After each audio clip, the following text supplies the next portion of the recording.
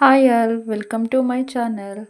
ಇವತ್ತು ಒಂದೇ ಥರ ಸಾಂಬಾರು ತಿಂದು ಬೋರ್ ಆಗಿದ್ರೆ ಕ್ವಿಕ್ಕಾಗಿ ದಾಲ್ನ ಹೆಂಗೆ ಮಾಡೋದು ಅಂತ ನೋಡೋಣ ಬನ್ನಿ. ಕೇವಲ ಮೂರು ಇಂಗ್ರೀಡಿಯೆಂಟ್ಸಲ್ಲಿ. ಫಸ್ಟು ನಾನಿಲ್ಲಿ ವಾಶ್ ಆಗಿರೋ ಟೊಮೊಟೊ, ಹಸಿರು ಮೆಣಸಿನ್ಕಾಯಿ ಮತ್ತು 1 ಕಪ್ ಆಗೋಷ್ಟು ತೊಗರಿಬೇಳೆನ ತೊಗೊಂಡಿದ್ದೀನಿ. ಇಷ್ಟನ್ನು ವಾಶ್ ಮಾಡಿ ಇಟ್ಕೊಂಡಿದ್ದೀನಿ. ಜಸ್ಟ್ ಈ ಮೂರು ಇಂಗ್ರೀಡಿಯೆಂಟ್ಸಲ್ಲಿ ತೊಗರಿಬೇಳೆಲಿ ದಾಲ್ ಹೆಂಗೆ ಮಾಡೋದು ಅಂತ ನೋಡೋಣ ಬನ್ನಿ. ತುಂಬ ಅಂದರೆ ತುಂಬ ಈಸಿ ಆ್ಯಂಡ್ ಟೇಸ್ಟಿ ಕೂಡ. ಫಸ್ಟ್ ಇಲ್ಲಿ ಕುಕ್ಕರ್ಗೆ ನಾನು ವಾಶ್ ಮಾಡಿ ಇಟ್ಕೊಂಡಿರೋಂಥ ಅಷ್ಟನ್ನು ಸೇರಿಸ್ತಾ ಇದ್ದೀನಿ. ಅದ್ರ ಜೊತೆಗೆ ನೀವು 5ರಿಂದ 6 ಗ್ಲಾಸು ನೀರನ್ನ ಆ್ಯಡ್ ಮಾಡಬೇಕು. ನೀವೇನಾದರೂ ತೊಗರಿಬೇಳೆನ ಜಾಸ್ತಿ ತೊಗೊಂಡಿದ್ರೆ 1 ಕಪ್ ಜಾಸ್ತಿನೇ ಹಾಕ್ಕೊಳ್ಳಿ.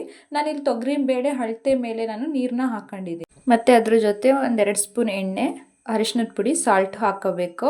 ಇಲ್ಲಿ ಎಣ್ಣೆ ಹಾಕೋಣದ್ರಿಂದ ಅಲ್ಲಿ ಬೇಳೆ ಚೆನ್ನಾಗಿ ಬೇಯುತ್ತೆ ಅಂತ ಹಾಕಿರೋದು. ಆಮೇಲೆ ಕುಕ್ಕರ್ ಮುಚ್ಚಳ ಮುಚ್ಚಿ 5ರಿಂದ 6 ವಿಷಲ್ ಹೊಡಿಸ್ಬೇಕು.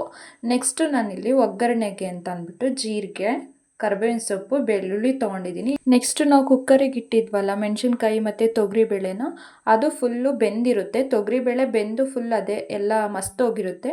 ಮೆಣಸಿನ್ಕಾಯಿ ಅದರೊಳಗಡೆನೇ ಇರುತ್ತೆ. ನೀವು ಖಾರ ನೋಡ್ಕೊಂಡು ಮೆಣಸಿನ್ಕಾಯಿ ಎಷ್ಟು ಬೇಕೋ ಅಷ್ಟು ಸ್ಮ್ಯಾಶ್ ಮಾಡ್ಕೊಂಡ್ರೆ ಆಯಿತು. ಆಮೇಲೆ ಒಗ್ಗರಣೆಗೆ ನಾನಿಲ್ಲಿ ಬಾಣಲಿಗೆ ಸ್ವಲ್ಪ ಎಣ್ಣೆ ಹಾಕಿದ್ದೀನಿ, 1-2-3 ಟೇಬಲ್ ಸ್ಪೂನು. ಕಾದಾದ್ಮೇಲೆ ಜೀರಿಗೆ ಹಾಕ್ಕೊಂಡಿದ್ದೀನಿ. ನಾನಿಲ್ಲಿ ಸ್ವಲ್ಪ ಜೀರಿಗೆ ಜಾಸ್ತಿನೇ ತೊಗೊಂಡಿದ್ದೀನಿ, ಯಾಕೆಂದರೆ ಬಾಯಿಗೆ ಸಿಕ್ಕಿದ್ರೆ ಚೆನ್ನಾಗಿರುತ್ತಲ್ವ, ಅದಕ್ಕೋಸ್ಕರ. ನೆಕ್ಸ್ಟು ಇಲ್ಲಿ ಬೆಳ್ಳುಳ್ಳಿ ಮತ್ತು ಕರಿಬೇವಿನ ಸೊಪ್ಪು ಇಷ್ಟನ್ನು ಹಾಕಿ ಸ್ವಲ್ಪ ಅದು ಫ್ರೈ ಮಾಡ್ತೀನಿ 1-2 ನಿಮಿಷ. ಸ್ವಲ್ಪ ಕಲರ್ ಚೇಂಜ್ ಆಗುತ್ತೆ. ಅದು ಚೇಂಜ್ ಆದಮೇಲೆ ಇಷ್ಟೇ ಒಗ್ಗರಣೆಗೆ. ಈ ಒಗ್ಗರಣೆನ ನಾನು ಏನು ಮಾಡ್ತೀನಿ, ತೊಗರಿಬೇಳೆ ವಿಷಲ್ ಹೊಡೆಸಿದ್ವಲ್ಲ ಅದಕ್ಕೆ ಮಿಕ್ಸ್ ಮಾಡಿದ್ರೆ ಆಯಿತು. ಚೆನ್ನಾಗಿ ಮಿಕ್ಸ್ ಮಾಡಬೇಕು. ಸೌಟಲ್ಲಿ ತಿರುಗಿಸ್ಬೇಕು, 1-2-3 ರೌಂಡು ತಿರುಗಿಸಿದ್ರೆ ಅದು ಚೆನ್ನಾಗಿ ಮಿಕ್ಸ್ ಆಗುತ್ತೆ, ಅಷ್ಟೇ. ಅದಾದಮೇಲೆ 1-2ರಿಂದ 3 ನಿಮಿಷ ಕುದಿಸಿದ್ರೆ ದಾಲು ರೆಡಿ ಆಗುತ್ತೆ. ನಿಜ ತುಂಬ ಅಂದರೆ ತುಂಬ ಟೇಸ್ಟಿಯಾಗಿರುತ್ತೆ.